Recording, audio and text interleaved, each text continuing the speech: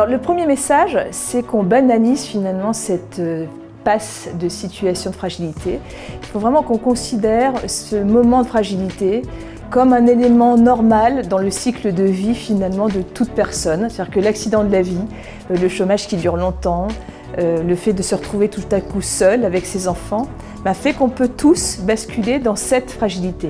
Et donc d'abord, c'est qu'on change le regard sur ces personnes qui traversent une passe difficile. Le fait de normaliser finalement cet accident de la vie fait que les conseillers bancaires vont s'en occuper comme ils s'occupent des autres moments de la vie de nos clients. C'est ça qui est important. Alors avec peut-être certainement un peu plus d'attention, il faut être capable effectivement d'identifier sans doute le plus en amont possible les signes, les indicateurs faibles qui vont nous permettre d'aider le plus tôt possible ces clients.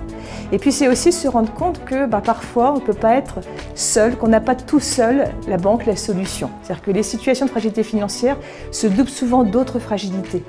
On a des repères qui sont bouleversés, on tombe dans un autre monde et on n'est pas forcément, nous, à la banque, prêts à avoir un accompagnement le plus global possible qui permet d'aider ses clients à traverser cette passe difficile.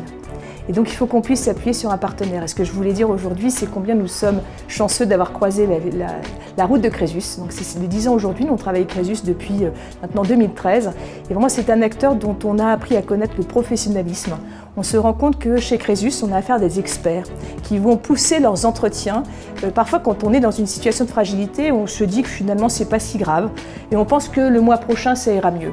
Et Crésus, leur force, c'est qu'ils sont capables d'aller au bout de l'écoute client, d'être très proactifs et finalement de faire prendre conscience à leurs clients que la situation est peut-être un peu plus compliquée, mais qu'on peut s'en sortir.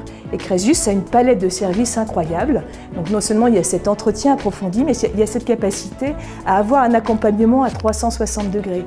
Orienter le client vers les aides auxquelles il a droit, l'aider à recourir à ces aides et du coup augmenter son reste à vivre, mais aussi appeler l'ensemble des créanciers pour pouvoir trouver une sortie durable.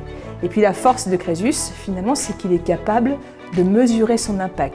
Pourquoi on est content de travailler avec Crésus? Pourquoi de nombreuses banques travaillent avec Crésus? Parce qu'en fait, il est capable de montrer que son modèle est efficace, que les personnes qui passent chez Crésus ont une sortie durable et pérenne, et c'est tout l'enjeu de ce partenariat. Un partenariat qui nous amène nous aussi à grandir, puisque grâce à Crésus, grâce aux experts Crésus, on a appris nous aussi à considérer autrement cette période de fragilité, à se mettre à la place des clients, parce que c'est ça qui est important, se mettre à la place. On parle beaucoup d'empathie. Qu'est-ce qui ferait que, j'ai besoin de quoi quand je traverse cette situation? Et on a appris avec Crésus, et donc du coup on est beaucoup plus experts dans la manière nous aussi d'accompagner dans sa globalité les clients fragiles.